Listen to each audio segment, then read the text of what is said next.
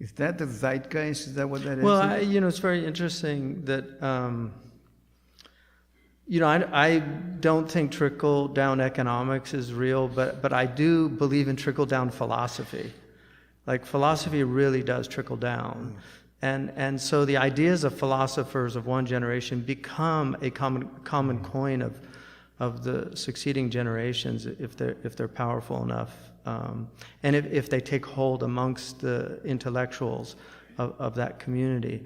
So, but you can see if you just look at certain aspects of just human beings, there has always been these type of phenomena in the human. I mean, we have the story of Sodom and Gomorrah.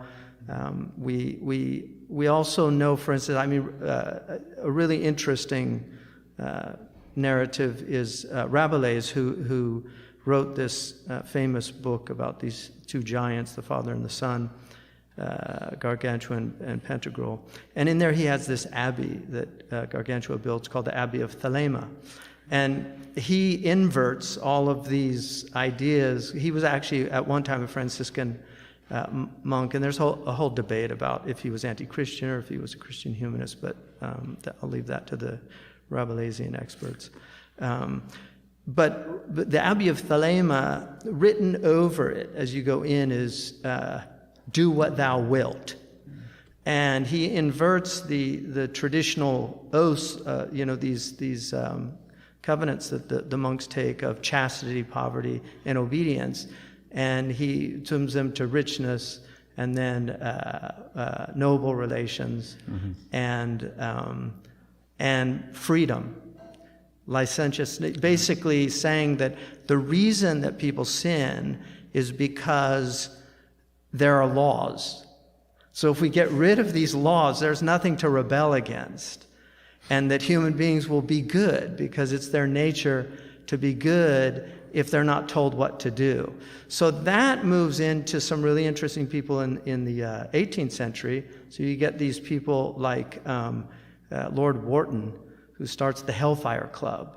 And these are people that literally get together in England. They have prostitutes dress up as nuns.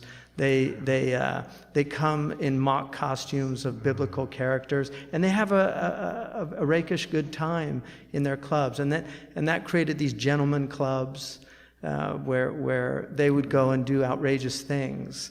So the elites were rebelling, but they kind of saw that it was important to keep the masses believing these things. Like, for instance, in Russia, a lot of the aristocrats were atheists, but they spoke in French when they wanted to talk about this because they didn't want their servants to hear these things, because they understood that if these ideas get out there, then people are going to rebel. Well, once you kind of get rid of all the aristocracy and then you create these democracies, you don't really need those rules anymore in the same way. You don't need to keep the masses in the same type.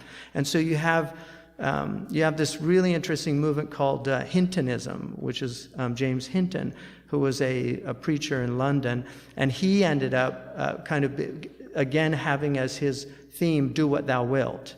Love and do what thou wilt. And so from him, there's a character, Aleister Crowley, who then revives the Rabelais' Abbey of Thelema. So he was a bisexual and wanted to liberate people from the tyranny of these social constraints because he thought that they should be free. And in fact, he said that the time is coming when people will be free of the tyranny of being a male or a female, where they could actually choose. And he wrote this in 1905. Right. So this has been going on for a while. There's another character, Havelock Ellis, who again wrote a 6-volume work on the psychology of sex. He was a bisexual also, and his wife was an open bisexual, Lise, and actually promoted like open marriage and these things. Well, one of his acolytes was Margaret Sanger, who starts Planned Parenthood, because he was a big promoter of birth control, and birth control is central to this whole transformation. Without birth control, a lot of these things just would not have happened. So birth control was very, very important. So you can see these lineages, but you can even go further back in the United States. We had a very interesting lady who came from Scotland, Fanny Wright, Frances Wright, who was a free thinker, amazing lady. She was an abolitionist. She was a socialist. So she started this commune in Tennessee called Neshoba, where there was free sex, no marriage. She was invited by Thomas Jefferson, to Monticello. It's just amazing stuff. So, the elites have always kind of had these interests, and there were Fanny Wright societies all over America. She toured all over. And then you have this very interesting character, Magnus Hirschfeld, who was also a homosexual, heavily influenced by Freud and by Havelock Ellis, very interested in that. But he became a physician, and then he basically coined the term transvestite and wrote a lot about homosexuality. He was homosexual himself and performed the first transgender operation in 1927. And argued, that we need to allow people to be themselves. He was the first person also to make the argument that homosexuality was something you were born with, because he differed with Freud, who believed it was actually usually some unhealthy attachment to the mother, I think, was his attribution. Failure of Oedipus.